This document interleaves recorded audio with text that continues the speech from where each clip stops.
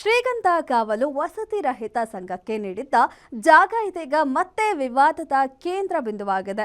350 ನಿವೇಶನಗಳನ್ನು ಅನರ್ಹರಿಗೆ ಹಂಚಲಾಗಿದೆ ಅನ್ನೋ ಆರೋಪದ ನಡುವೆನೇ ಆದಿಶಕ್ತಿ ಪಂಚಮುಖಿ ಗಾಯತ್ರಿ ದೇವಿ ದೇವಸ್ಥಾನದ ಜಾಗಕ್ಕೂ ಕನ್ನ ಹಾಕಲಾಗಿದೆ ಎಂಬ ಗಂಭೀರ ಆರೋಪ ಕೇಳಿ ಬರ್ತಿದೆ.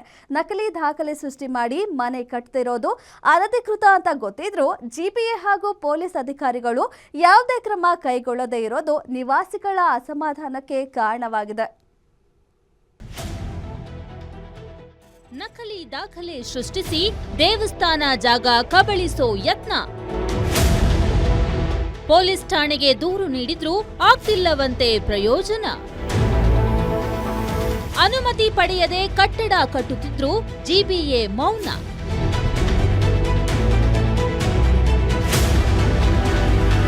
ಹೀಗೆ ಕಟ್ಟಡ ನಿರ್ಮಾಣ ಕಾರ್ಯ ಭರದಿಂದ ಸಾಗ್ತಿರೋ ದೃಶ್ಯ.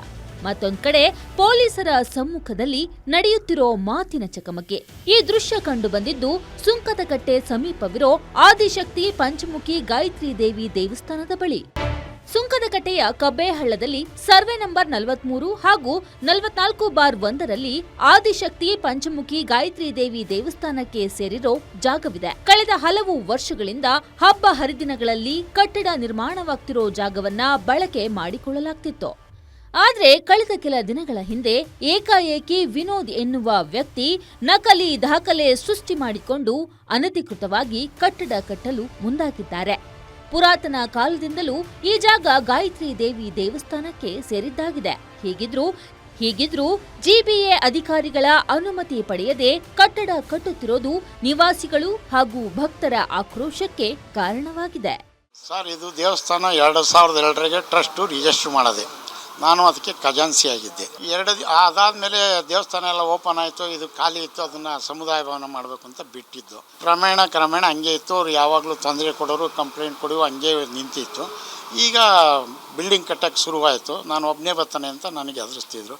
ಈ ಊರು ಜನ ಎಲ್ಲ ಸೇರ್ಕೊಂಡು ಒಗ್ಗಟ್ಟಾಗಿ ನಿಂತಿದ್ದಾರೆ. ದೇವಸ್ಥಾನ ಜಾಗ ನಮ್ಮ ಗ್ರಾಮಸ್ಥರಿಗೆ ಸೇರಿದ್ದು. ಸದ್ಯ ವಿವಾದದ ಕೇಂದ್ರ ಬಿಂದುವಾಗಿರೋ ಈ ಜಾಗ 2009ರಿಂದಲೂ ಸುದ್ದಿಯಲ್ಲಿದೆ. ಶ್ರೀಗಂಧ ಕಾವಲು ವಸತಿ ರಹಿತ ಸಂಘಕ್ಕೆ ಸರ್ಕಾರದಿಂದ ಮಂಜೂರಾಗಿದ್ದ ಜಾಗದಲ್ಲಿ ಅರ್ಹರಲ್ಲದ 350 ನಿವೇಶನ ನೀಡಲಾಗಿದೆ ಅನ್ನೋ ಆರೋಪ ಕೇಳಿ ಬಂದಿತ್ತು. ಸದ್ಯ ಈ ಪ್ರಕರಣ ಇನ್ನೂ ವಿಚಾರಣಾ ಹಂತದಲ್ಲಿರುವಾಗಲೇ ಮತ್ತೊಂದು ವಿವಾದ ಹುಟ್ಟಿಕೊಂಡಿದೆ.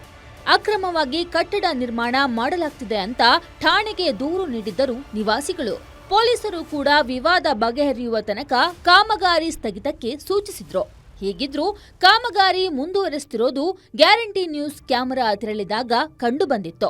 ಈ ವೇಳೆ ನಿವಾಸಿಗಳು ಆಕ್ರೋಶ ಹೊರಹಾಕ್ತಿದ್ದಂತೆ ಸ್ಥಳಕ್ಕಾಗಮಿಸಿದ ಪೊಲೀಸರು ಪರಿಸ್ಥಿತಿ ತಿಳಿಗೊಳಿಸೋ ಕೆಲಸ ಮಾಡಿದ್ರು. ಬಿಬಿಎಂಪಿಯಿಂದ ಖಾತೆ ಆಗಿದೆ ಅಂತಾರೆ, ಆದ್ರೆ ಹಿಂದೆ ದೇವಸ್ಥಾನ ಹೆಸರಲ್ಲೇ ರೆಕಾರ್ಡ್ ಇದೆ. ಇಲ್ಲಿನ ಗ್ರಾಮಸ್ಥರು ಹಿರಿಯರೆಲ್ಲ ದೇವಸ್ಥಾನದ ಹೆಸರಲ್ಲಿ ಕಟ್ಟಿರ್ತಕ್ಕಂಥ ಟ್ಯಾಕ್ಸ್ ರೆಸಿಪ್ಟ್ಗಳಿದೆ, ಖಾತೆ, ಅದಕ್ಕೆ ಸಂಬಂಧಪಟ್ಟ ಎಲ್ಲ ಡಾಕ್ಯುಮೆಂಟ್ ಇದೆ. ಆದರೆ ಇತ್ತೀಚೆಗೆ ನಕಲಿ ದಾಖಲೆ ಸೃಷ್ಟಿ ಮಾಡ್ಕೊಂಡು ಯಾರು ಕೇಳೋದಿಲ್ಲ ಅಂತೇಳಿ ಏಕಾಏಕಿ ಹೋಗಿದ್ದಾರೆ.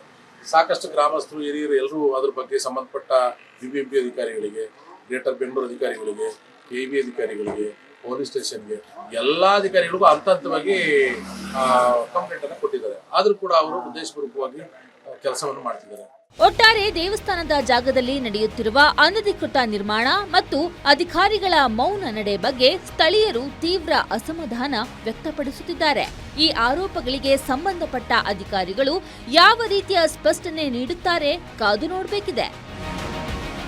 Ullas Kiruvase, guarantee news, Bengaluru.